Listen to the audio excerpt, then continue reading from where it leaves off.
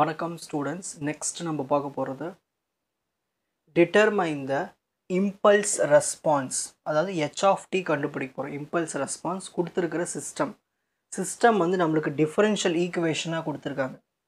D square y of t by d t square plus 3 into d y of t by d t plus 2 into y of t is equal to x of t with all initial conditions to be 0.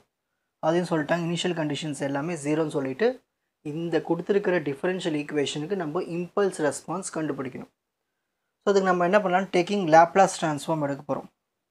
சரி, ஒரு d square by d t square இருந்தாலே அங்கே நம்ம என்ன பண்ணணும், s square போடணும். பக்கத்தில் y of t இருந்தாலும் ஒய் ஆஃப் எஸ் 3 எடுத்து எழுதிப்போம்.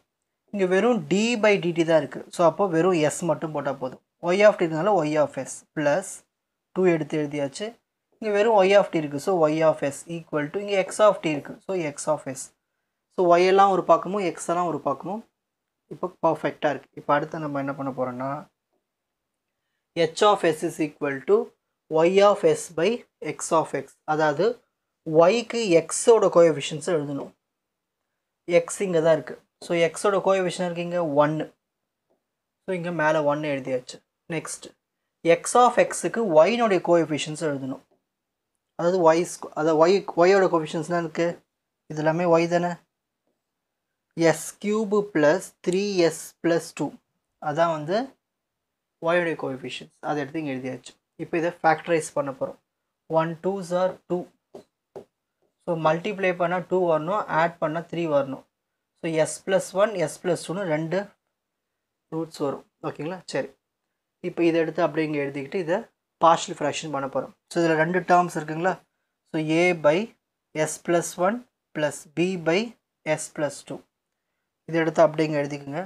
ஏ into s plus 2 B into s plus 1 இதை ரெண்டுத்தையும் மல்டிப்ளை பண்ணி கீழே எழுதணும். இப்போ இது ரெண்டும் கேன்சல் ஆகிடும். பேலன்ஸ் என்ன இருக்கும், 1 இஸ் ஈக்குவல் டு இந்த நியூமரேட்டர் டேர்ம் அப்படியே இருக்கும். இதை எடுத்து இங்கே எழுதிப்போம். இப்போது ஏ வேல்யூ பி வேல்யூ கண்டுபிடிக்கணும். ஏதாவது ஒன்று காலி பண்ண போகிறேன். ஸோ எஸ்ஸுக்கு -2 போட போகிறேன். -2 + 2 ஆகிடும், 0 ஆகிடும். அப்போ இது ஃபுல்லாக காலி ஆகிடும். அப்போ 1 is equal to B into -2 + 1. -2ல் 1 போயிடுச்சுன்னா -1. ஸோ இப்போ B is equal to -1. Put s is equal to -1. So எஸ்ஸுக்கு என்ன பண்ண போகிறோம், -1 போட போகிறேன். -1 + 1 ஆகிடும், 0 ஆகிடும். இது ஃபுல்லாகவே காலி ஆகிடும். 1 is equal to a into -1 + 2. 2ல் 1 போயிடுச்சுன்னா 1. So a is equal to 1. So a 1 b வந்து -1. இது ரெண்டு வேல்யூஸ் எடுத்துகிட்டு வந்து இங்கே சப்ஸ்டிட் பண்ணணும். ஏ வந்து 1 பி வந்து -1.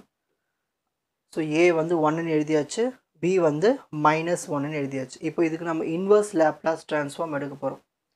ஹெச் ஆஃப் எஸ்ஸை ஹெச் ஆஃப் டின்னு எழுதிக்கலாம். இப்போது இது எப்படி இருக்குது, 1/s ப்ளஸ் ஏ ஃபார்மேட்டில் இருக்குது. இது எப்படி எழுதலான்னா e power minus a t into u of டின்னு எழுதலாம். ஓகேங்களா? சரி, இங்கே எஸ் ப்ளஸ் 1 இருக்குது. அப்போ எப்படி எழுதலாம், இ பவர் மைனஸ் ஏ தானே 1. இந்த ஏ இருக்க இடத்துல 1 இருக்குது. அப்போது e power -1t, e power -1t u of t. Next minus 1/s plus 2 இருக்குது. ஓகேங்களா? அதை எப்படி எழுதலாம், இ பவர் மைனஸ் ஏ இருக்க இடத்துல என்ன எழுதணும், 2 எழுதணும். So e power -2t u of t. இப்போ ரெண்டுத்துலையும் பாருங்கள் யூ ஆஃப் டி காமனாக இருக்குது. ஸோ வெளியே எடுத்துகிட்டா பேலன்ஸாக இருக்கும் இ பவர் -t மைனஸ் இ பவர் -2t. இதுதான் இம்பல்ஸ் ரெஸ்பான்ஸ். உங்களுக்கு இந்த கண்டென்ட் ஈஸியாக புரிஞ்சிருக்கும்னு நினைக்கிறேன். வாட்ச் அதர் எபிசோட்ஸ் இன் த appropriate playlist. Fuji silver academy, strength, success, clarity. வணக்கம்.